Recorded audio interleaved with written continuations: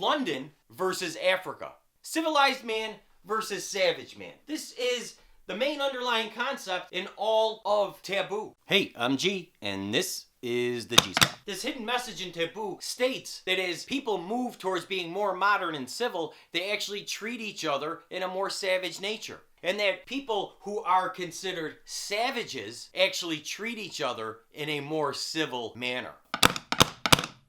We saw James tell Brace at one point that Parliament was debating on whether they should be beating their servants or not. Civil people who are using brute force. Another place it was really funny is when James tells Thoit that everybody in the town is a whore except those that are actually labeled a whore. The people who are supposed to be civil and modern actually acting in whorish ways. We got a great line from Winter when her and James were on the rowboat, when Winter asks James to take her to America. And she just has no idea how they would treat her in America. She has this vision of this wonderful, modern, civilized society, but that is not what Winter would encounter if she went to America. We see it in James's posse, the people James has chosen to be on his team. They are all lower rungs of society. James does not trust any of the more civilized citizens in London. He trusts people that the civilized society considers savages. James knows that the more people move towards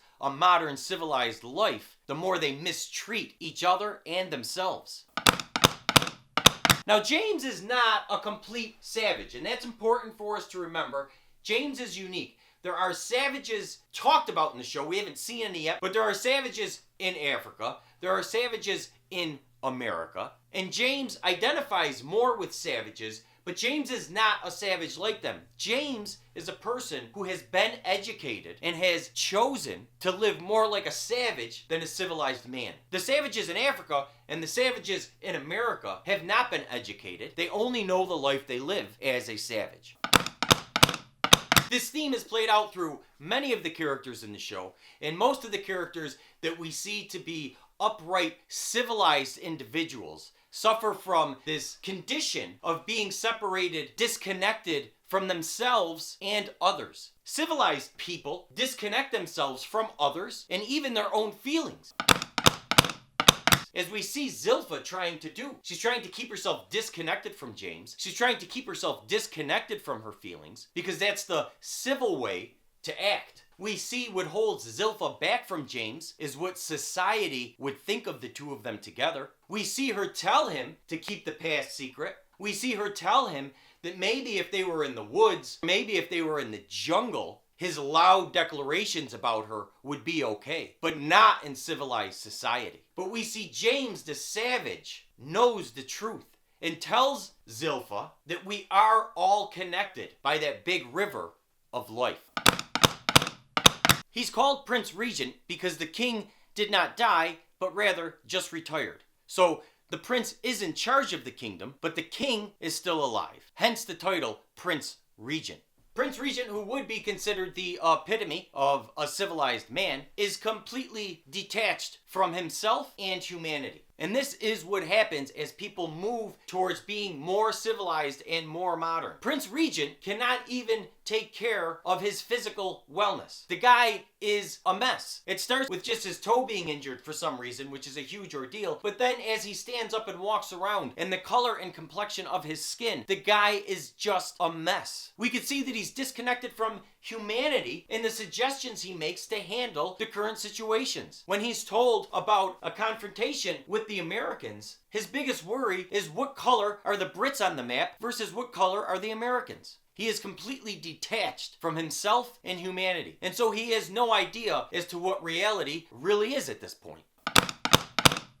Sir Stuart Strange is another example of a civilized modern man. After the first meeting with James, he even says, I really hoped we could handle that in a modern way. But notice, Sir Stuart has no problem acting like a savage and asking someone to murder James so that he can get what he wants. Every time we see Sir Stuart, we see that he has no control over himself. If it's not the tap, tap, tap, tap, tapping of that cane nonstop, he's exploding on people in the room because they're not acting or doing what he wants. He has no consideration about what he's putting other people through, the consequences they will be facing for him to get what he wants. So we have the two most civilized characters in the show who do not act civil towards anyone, including themselves.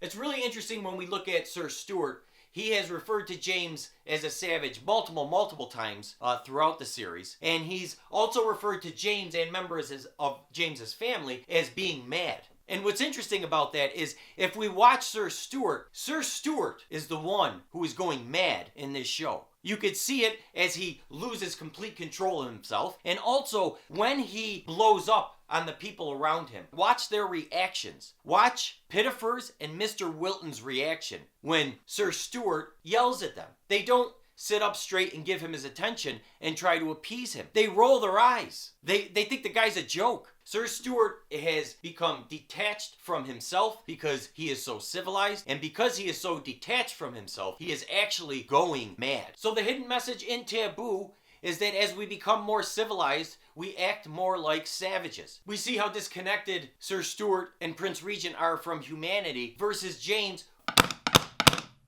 who is extremely connected to humanity. There were 2 mourning scenes in this series so far. Once after Horace died for his funeral, and then James mourned for the slaves on the ship that he purchased. And if we look at these people mourning, the civilized people mourning are laughing, drinking, eating. There's one shot where we see a man and a woman literally tearing flesh off bone and shoving it in their face like they're savages. Then when we see James mourning for the slaves in the ship, what's James do? He strips down naked. He takes off his civilized clothes so that he can be closer to humanity, closer to the people that he's mourning for. There is advantages to living like a savage. Through the first 3 episodes, Sir Stuart has made no progress in stopping James. And James has continually made progress for his mission, which we're not exactly sure what it is yet. We know it has to do with opening the trading post, but I think there's more to it. But he has had no problem with his proceedings. And then when East India did threaten to take away from James what James wanted, he made a will. He outsmarted him because James is very connected to himself and to humanity. James sees what's going on around him in a rational way, and rather than reacting to things, he responds to things. This message is interwoven throughout the series. It's constantly referenced. Make sure you look out for it. Taboo is giving us a message that as we move more towards civilized modern people, we're actually treating each other and ourselves more like savages. Taboo is broadcast on FX in America and on the BBC in the UK. And this hidden message, by all means, is extremely relevant to both of these countries at this particular time. We love Taboo. We're always posting videos. If you enjoyed this video, go ahead and like it. If you know anybody else who watches Taboo, share the video with them. It'll give you a great topic to talk about next time you speak with them. If you want to make sure that you get all the latest and greatest Taboo information, just go ahead, subscribe, and hit the bell to be alerted every time we upload a video. We also post a lot of stuff on Twitter and Facebook, including original GIFs on Taboo. And we cover other movies and TV shows also. If you have any Taboo questions, please just leave them below and we'll do our best to get them answered. You have a great day.